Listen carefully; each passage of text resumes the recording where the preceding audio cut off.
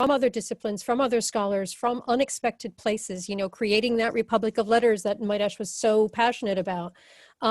We will need to know how to do that, how to understand these objects. And that is something that I think research infrastructures also struggle to think in terms of the skill set of their researchers beyond what they need to use my stuff. And this is one thing that we realized in the Parthenos cluster project and have been working on ever since with Indaria, is really how to make those connections. So in some ways it doesn't seem like the EOSC should have to do that, but I think if the EOSC doesn't do it, a huge opportunity will get lost and no one else will, because there's no one else who has that kind of overview and vision. So it's just a matter of thinking about how we might go that next level out from the digital. Okay. So that would mean we will pass on this, you know, this question to the group, to the task force, but that would mean, you know, how do we break down in skills, you know, because what you said is that interdisciplinarity is a skills by itself, is a skill set by itself, right? I'm not sure what it entails. You know, I realize open science, I realize research data management, you know, including FAIR. I realize that there are things in ethics and legal, but are you saying that, you know, if I'm a social scientist or if I'm in archaeology, I should know how to use data from, let's say, soil sciences, because I'm digging. I mean, this is a bad example, so but let me put it this way. So recently there was a paper that came out where a number of computer scientists were trying to judge trustworthiness by looking at Renaissance paintings and the interactions they could read between people in the paintings. What they didn't realize is that there's an absolutely massive body of evidence about how you read those paintings. So they were trying to use data they were trying to be interdisciplinary, and I think that that's a great thing for them to attempt to do. But what they didn't realize was what the language of that data actually was. And that's because a lot of that is buried within the context. It's buried within the epistemic cultures that we understand how to use because we were trained in them.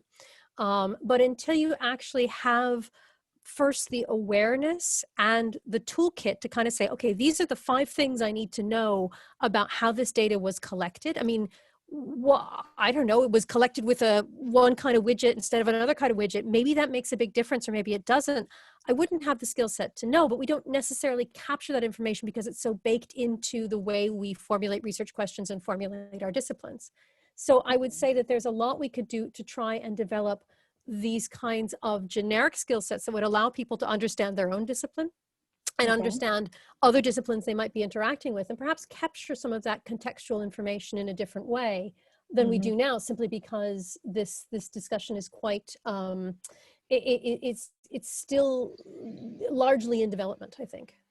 Okay, I mean, I don't know what the other people think. We will pass this on. It's just that I'm wondering, you know, if this fits within the open science and skills. This is something that the group should investigate, and I think, you know, it would be good for us to pass in our recommendations.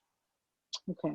Thank you, Jennifer. So, you know, we can go to the question, but Victoria has another question. So are we working with CAS, knowledge, attitude, and skills to define learning objective? I'm not sure.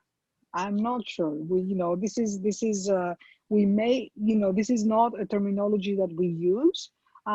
We probably, you know, I need to pass on this question also to the task force. Yes, because this is very, very practical thing in order to prepare a basic learning objective, atomic learning objective. And if you prepare your lessons based on this learning objective, atomic learning objective, you can share, for example, some lessons from, I don't know, from a data stewardship compared to, I don't know, for example, infrastructure data steward. Okay. You know, you can share the lessons, you can share the experience, and also the thing that is very important in learning objective is that you answer a concrete questions. For example, is my data is fair? What is fair? and you know, basic questions that maybe many people can share, you know, many profiles can share. And then, well, you're starting to doing some atomic question from bottom to up. That's mean from general level to a specific Okay, level. I see. I think we kind of do that on the high level, because if you see the PDF that Irina showed, is the group is, they have, you know, examples of the different actors, you know, what is their objective, you know, what would they be, what would be their function and role within the EOSC, so what is their objective. And but I don't think we do it in detail. So this is again, thank you. This is again something that we will be looking into to see, you know, how we can frame the work that we're doing Yes, with this. because I'm sure that we can share many information between the different actors, and that will be Yes. very so useful, at least at the beginning. Yeah. Okay, thank you. So if there is no other question, should we go to the first? You know, we have the Mentimeter, so you have the code there. So on this diagram, which is, you know, this diagram is accompanied by, you know, more detailed text, but on this diagram, so can you identify, you know, major roles missing, or, you know, that could be considered as a combination of those already included or not? You know, do you see roles that are not, for example, EOSC specific? What is your opinion? I mean, you can answer either written, or you can raise your hands and we can have a discussion on this.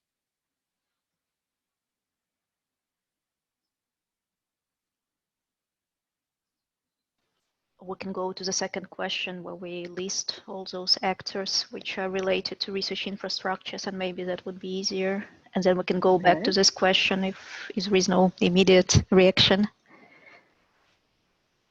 We can go. So maybe you need to refresh, if you're on Mentimeter, you need to refresh your page. So what we have here is, we have, you know, if you think about what was presented by Jean-Francois Abramatic about this EOS core, we need the EOS change, and we need all these, you know, all these things around both of these layers. What the group has said is that, you know, we need people on the data side, which are going to be the data curators and the data stewards. And in my understanding, the data curators are the people at institutions, whatever these institutions are. It could be a research infrastructure, that are looking at the data and curate the data from an organizational point of view to make sure, you know, we use the right infrastructure, we use the PIDs, we use whatever we, you know, the open science, we comply to the rules. Where data stewards are looking at the data in making sure that the data can be reusable by other scientists, whatever they are. So there is a distinction on them. And then we have a data research infrastructure support professional. So if you have, you know, a research infrastructure and you're dealing with data, you know, at any level, then you see, you know, that these are the you need people to embed in certain positions. The research software engineers are usually the people that we have, you know, when you have big data, or, you know, how do you put the workflows, the data, through a workflow process in order to make sure that, you know, it goes to the right places and everything is you know, somehow magically happens. So what you say is that, you know, we need the data stewards, you know, the data research infrastructure support professional, which is you know, a bit more generic. So we know.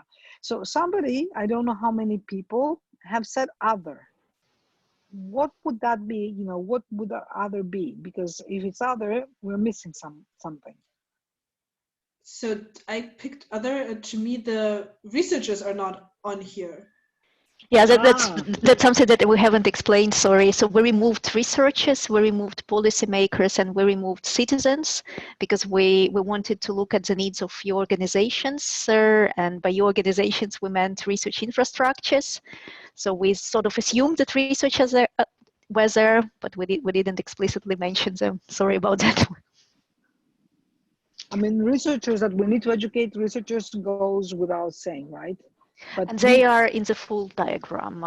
So these are actors from the full diagram, -3, minus policymakers, researchers, and citizens. Might I ask what an EOSC enabler is? Irina, maybe you can explain? An EOSC enabler, you know, can I say something? You know, is that, okay, you have EOSC, which has an EOSC core, and the research infrastructure, you need to somehow federate and hook up to EOSC. What does this mean, for example? You know, for example, it means that you need to have, you know, AAI installed in your services. It means that you need to follow this PID policy, right?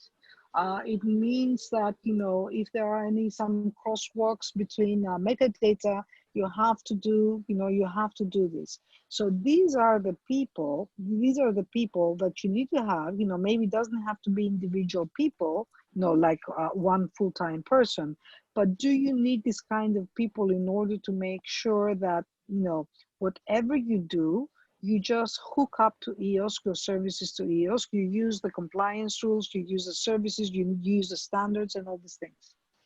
And even a little bit broader, so I'm reading from the slide description, an EOSC enabler is a researcher of the discipline with technical and open science skills that can design and partially implement discipline-specific applications using EOSC services and data, who will act as a bridge between scientific community and technical services. And there is an example that researcher with technical skills who integrates a common genomic data processing suite, so it runs on EOSC federated research infrastructure, consuming data which is discoverable and is properly formatted, accessible, and reusable. Yeah, I mean, I put other in because I saw it said EOSC enabler ICT. And I think that there actually is a social and community enabler role that I don't see here. So for example, data can mean many things across the disciplines of the arts and humanities. And very often it means nothing. It's not a term that has a very strong resonance.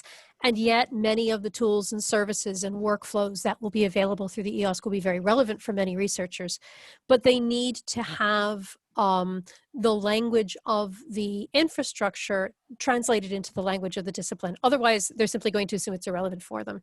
So I think that there's something around communications and community building that certainly, from my perspective as an organization, we will most certainly need. Okay, I mean, Jennifer, this really is tackled in the OECD report about building such, you know, within the community communication, people with communication skills, that they are able to do this translation. And also the same is in the Open Data Initiative. So communication seems to be one of the things that should be there. Okay, so you agree? So it's something that it's under revision. Okay. Anyone else? Okay. So maybe, Irina, we can go to the next question. And maybe you can describe it because this is your thing. Yeah, it's related to competences centers that Natalia presented earlier at the plenary. And it's one of the questions that we included in the interviews. So if your research infrastructure, if your organization is implementing skills and training programs, what type of coordination do you have? Whether it's disciplinary specific or whether it's interdisciplinary, like Jennifer mentioned already. And whether we need coordination on the EOSC level, or whether it's enough to have it on research infrastructures, institutional, national levels. May I ask, Irina, may I ask a question? You know, what does competence center mean, you know, to the research infrastructures? Does it mean something? Are you setting things up? So it's a set of training services that could either include provision of training programs or could include broader services, like, for example, maintaining and disseminating specific guidelines for communities or creating guidelines and standards. It could also mean, in addition to training and standards, involvement in policy work related to skills, or it could mean supporting infrastructures. So, for example, there might be competence centers that support data portals and provide trainings on using those data portals. So there could be different levels, from training programs for different actors to broader set of services related to infrastructures, policies. Community building is really, in our interviews, community building is an important part. Train-the-trainer programs. And we are staying vague with the definition for now to have the series interviews first, and then come up with a definition. And I don't know if you read Ferry's Fair reports about competence centers. That's the type of definition that we have in mind, but we want to confirm it with those people with whom we do interviews.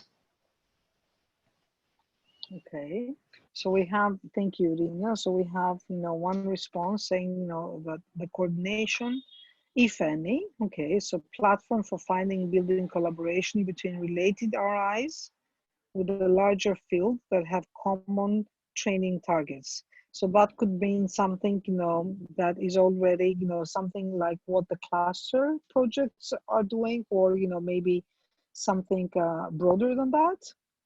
If, you know, that's a question to the person that put this.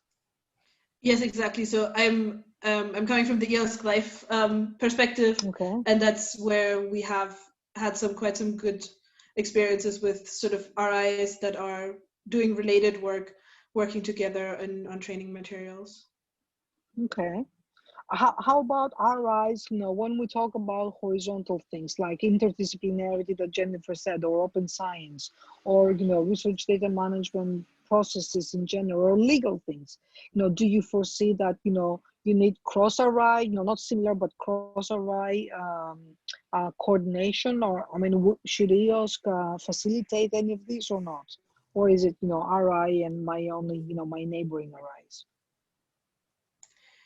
So from the specific trainings on like how, on like fair data, on open science access, I think it's already hard enough to bring multiple fairly closely related RIs under a common umbrella, that I can imagine that the sort of added value of adding RIs that are further in different fields would be very, very small. Okay.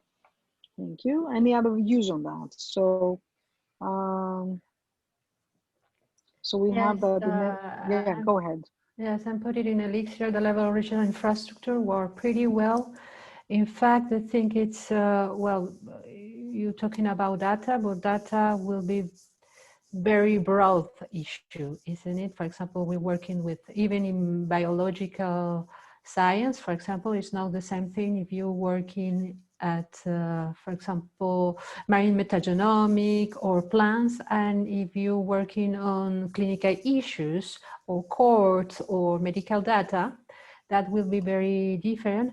However, we can see, for example, the speciality of any other members that we have at the level of country, and we can ask for the thing that we call capacity building. That means that one node that have you know, a curriculum ready and give already some training or mature training on this subject could train other nodes, and this working very well, I think. And maybe we can imagine some capacity buildings from one infrastructure to another if we have, if they need a specific training on, I don't know, GDPR constraints or something like that. I suppose that we can work in as that also. Okay, okay.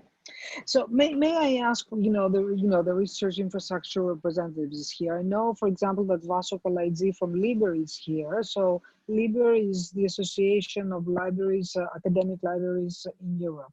And I realize that, they are doing a lot of work in training, with institutional approach, where the RIs, where you are approaching it at the EU level and perhaps different national nodes.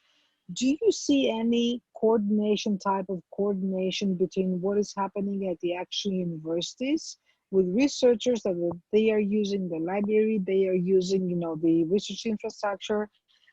How do you see that? Because for me, EOSC is about making these connections, and it's really important to see, what kind of coordination can we, facilitate, not just, within an RI or across RIs, but RI and the different elements of components of EOS.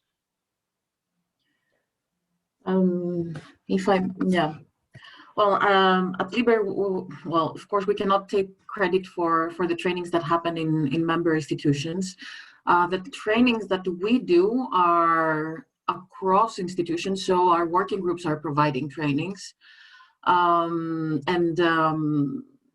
Sometimes this training is more generic on open science, so it's for GDPR or for TDM or for copyright, these kind of things.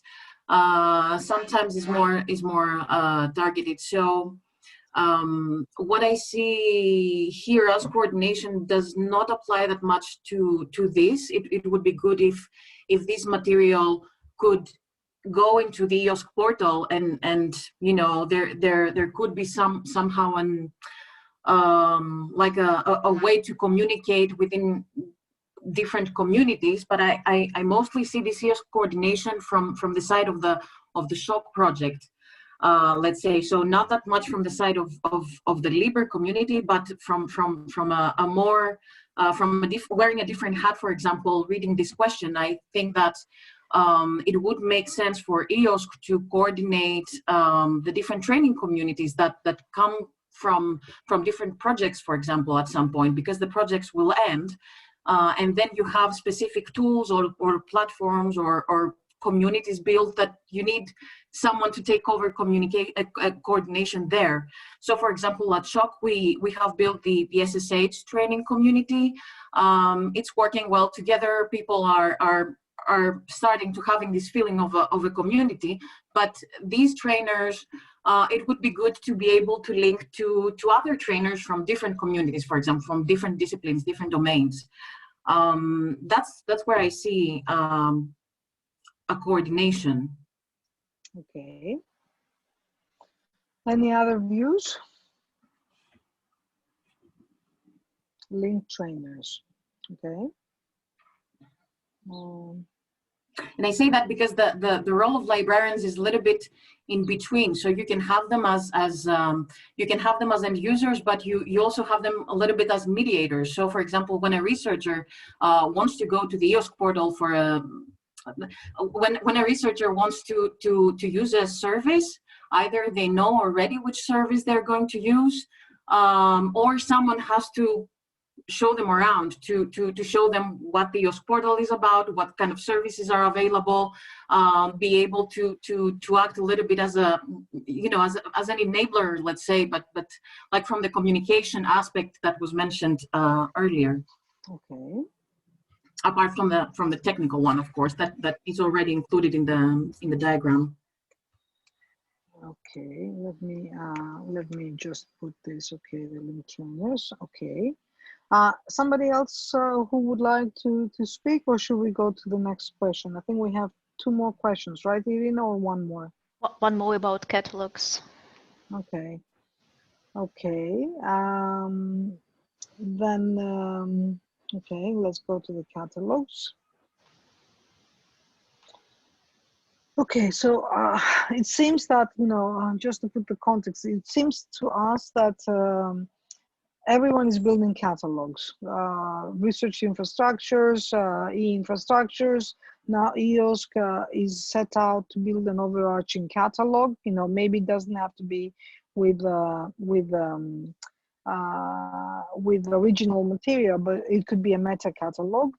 So how do you think, that, whatever you are doing or what you want to be doing in your research infrastructure fits into this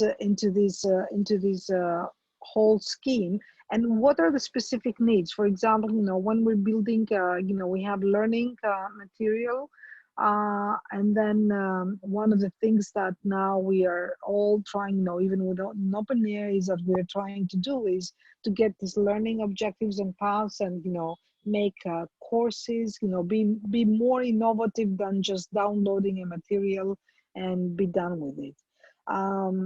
So where do you think that, what are the needs that that you think that EOSC should serve?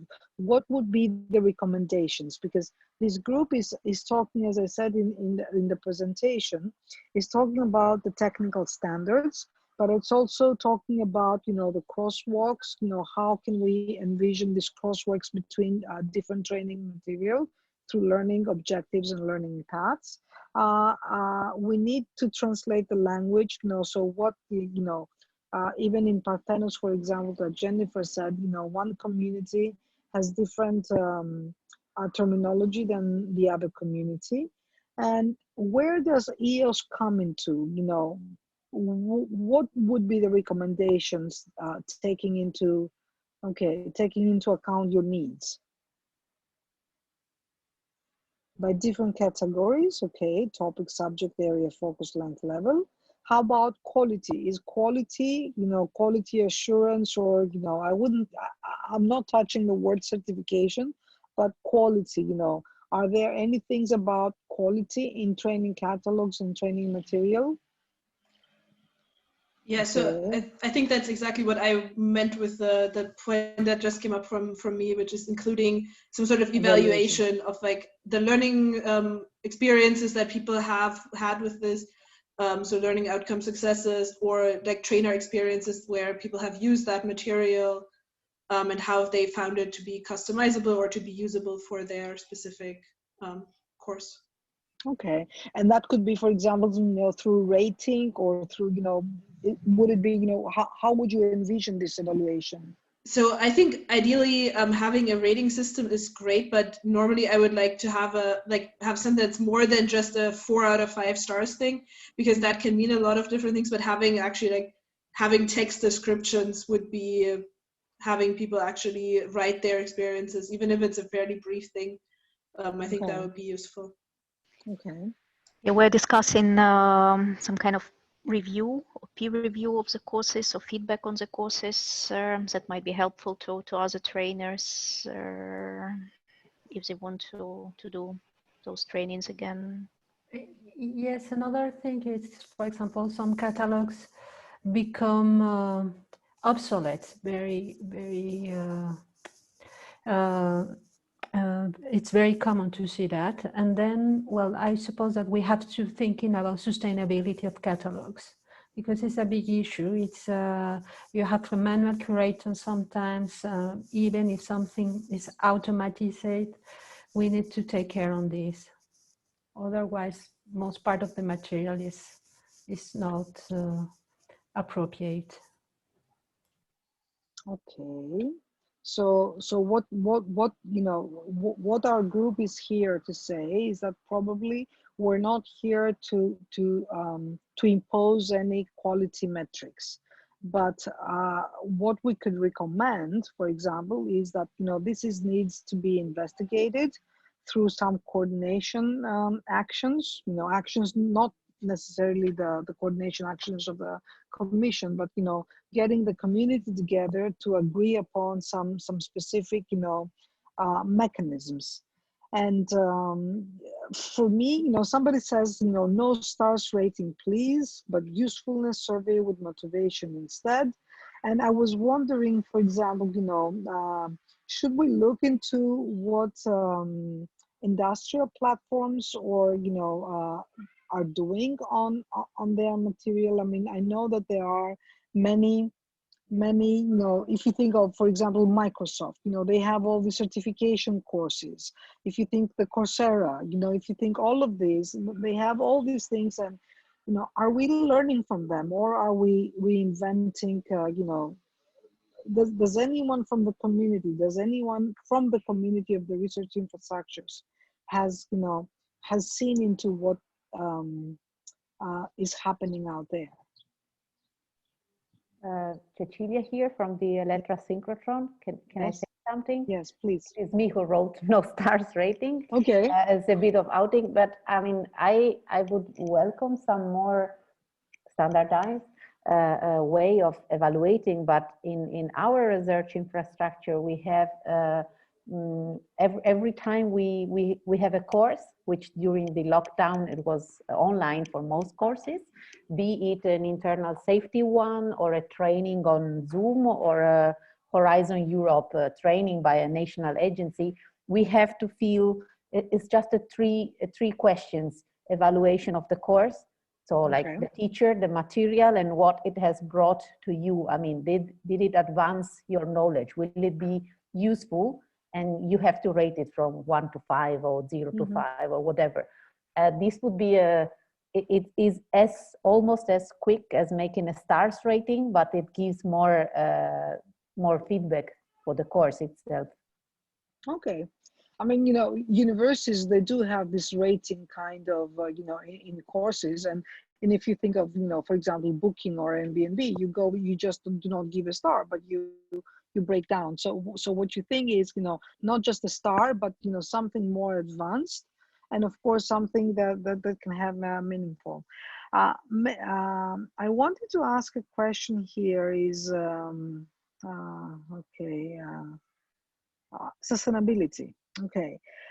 What I see missing from the sustainability group is, if you look at the Iron Lady, is that in all the sustainability things, it's all about technical, it's all about governance, it's all about training and skills, and everything is missing on the sustainability. And this is, this is a question that I would like to ask.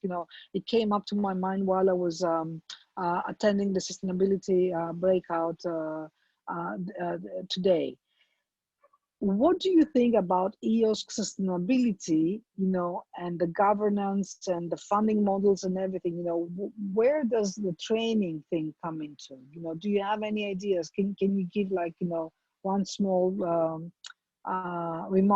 statement on this?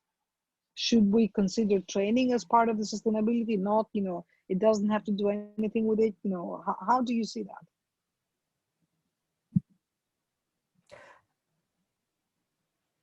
Well, from my not point in the of view, minimal viable EOSC. If you think about it, Victoria, sorry, but it's not in the minimal viable EOSC.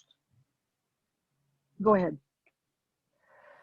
yes, from my point of view, training is a key part of the success of the EOSC. If we don't train in people, that will be fall down. In my point of view, we need to take that into account. That means all the service needs training, all adopters doing by training. And from my point of view, we have to take care about this sustainability, and we can include it as a part of the services. Okay. That means if you want to use, I don't know, HPC or whatever technical services, they have to include training on these services. Okay. Other opinions? So somebody's writing to Victoria's point, unless we train people to do it, okay. So Vaso, okay. Okay. Yeah, training is important, and it's also about linking specific skills, I would say, to specific functions, probably under the research infrastructure, so that we create multipliers, because you can train the researchers, then more researchers will come, students, etc. You need the people with specific functions to have the skills to train themselves as well, right? But if I may, if you've seen the Tillman document or the Iron Lady document, I mean, think of Tillman document, is that we see, what is the core? The core is about, minimal, the AAI, the PID, the metadata framework, the access framework, the portal.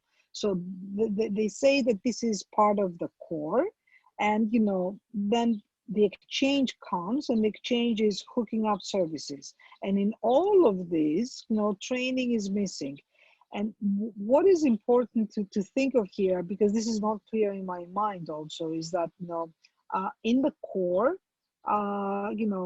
it's mainly technical, but from the training, what could be the core? I mean, in the core, we cannot have, thousands or hundreds or millions of people to do the data stewardship or the ICT. So what would be the core? I think the core would be awareness. I mean, the first, because from the point of view of our researcher, the zero level of training would be, how is this all about? What is this all about? And why do I need it? Why do I need to bother? I mean, for me, for our researchers, the first thing I have to convince them is to give 2 hours of their research time to listen to a webinar. This is the hardest part. Once I have convinced them, then they are on board. So, I mean, if we want to put the seed of why training is important, I think we could make half a step back and say that awareness about what is all about. The EOSC should be the basis. And already to achieve this, it would be homogeneously, it would be a great success. Then specific training can be discussed, split into groups. I hope it's clear enough. Yeah. Okay, yeah, it is clear enough. It's just that I think is that people they see training as a very since it's not technical and it involves a lot of people, they see that it's too much and it cannot be in the core. So so step 0 is awareness. This is good. Okay, so we will pass this on. I think somebody is telling me that we need to close because Irina and I need to prepare the presentation. So is there anything else that we didn't touch upon that we would like to? Okay. Thanks a lot for the discussion. Yes, it's very useful. It is exactly. Okay, thank you very much. Okay, we'll see you in a bit. Okay. What shall we do then? We leave the breakout? Yeah, I guess leave the room. Leave the room No, you don't leave the room. I think you stay here. Yes, do not leave the room. You will be automatically transferred to the main session as soon as the room closes. Okay, thank you very much. Okay, so we stay here. Thank you. Okay. Okay.